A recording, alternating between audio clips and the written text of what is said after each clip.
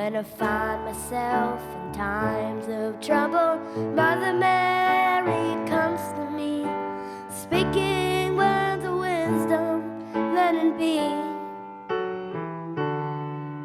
And in my hour of darkness, she is standing right in front of me, speaking words of wisdom, let it be. Let it be.